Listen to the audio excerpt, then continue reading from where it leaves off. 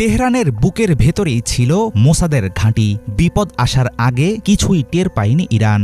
গভীর রাতে দেশটির আকাশ ছিন্ন ভিন্ন করে ঢুকে পড়ে ইসরায়েলের শত শত যুদ্ধবিমান। ১০০টিরও বেশি লক্ষ্যবস্তুতে ফেলা হয় ৩৩০টিরও বেশি বোমা। এমন ব্যাপক অভিযান হুট করে হয়নি। এর জন্য বছরের পর বছর ধরে প্রস্তুতি নিয়েছে ইসরায়েল।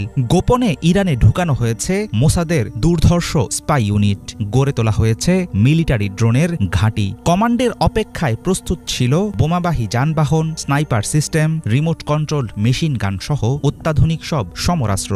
খামেনির এলিট ফোর্স কি জানত তাদের ঘরেই ঘাঁটি গেড়েছে ইসরায়েল? মোসাদের পক্ষে কাজ করছে ইরানি নাগরিকদের একটি বড় অংশ। সেটা কি সত্যিই টের পায়নি ইরানের গোয়েন্দারা?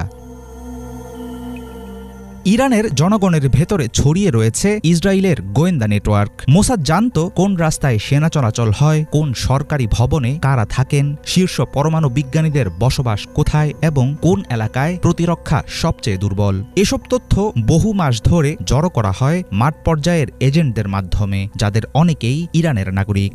এবারের অভিযানের আগে ইসরায়েলি গোয়েন্দারা অকেজো করে দেয় ইরানি ডিফেন্স সিস্টেম। তেহরানের আকাশ প্রতিরক্ষা ব্যবস্থার আশেপাশে বসানো হয় মোসাদের সমরাস্ত্র। এগুলোই শেষ পর্যন্ত ব্যর্থ করে দেয় ইরানের তাৎক্ষণিক জবাব দেওয়ার ক্ষমতা। তেহরানে তৎপর থাকা মোসাদ কমান্ডো ইউনিটের হাতে ধ্বংস হয় ইরানের ballistic missile launcher, surface two air মিসাইলের মতো অনেক অস্ত্র।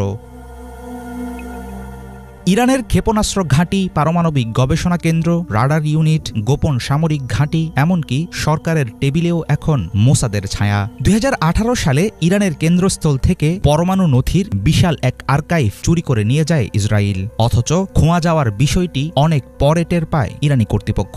২০২০ সালে তেহরানের ভেতরে বুলেট প্রুফ গাড়িতে থাকা অবস্থায় দেশটির প্রধান পারমাণবিক বিজ্ঞানী মহসেন ফখরিজাদেহকে হত্যা করে মোসাদ। তেহরানের ধারণা ২০০৭ থেকে ২০১২ সালের মধ্যে রিমোট কন্ট্রোল বোমা বা মেশিন গান ব্যবহার করে আরও অন্তত ৫ জন ইরানি পরমাণু বিজ্ঞানীকে হত্যা করে ইসরায়েল। একের পর এক পরমাণু বিশেষজ্ঞ হত্যার মাধ্যমে তেহরানের পারমাণবিক বোমা তৈরির চেষ্টা ব্যর্থ করে দিচ্ছে ইসরায়েল।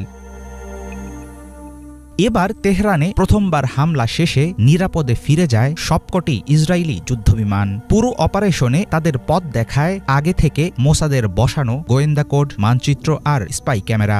ইসরায়েল কখনো ইরানের পরমাণু উপাদানের ভাণ্ডার খুঁজে পাবে না, সম্প্রতি এমন দাবি করেছিলেন ইরানি শীর্ষ কর্মকর্তা ফারিদুন আব্বাসি। অথচ সেই আব্বাসিকেই হত্যা করা হয়েছে একেবারে তেহরানের ভেতরেই। কয়েক মাস আগে ইসলামিক রেভলিউশনারি গার্ডের গোপন গেস্ট হাউসে মোসাদের গুপ্ত হত্যার শিকার হন ফিলিস্তিনের স্বাধীনতাকামী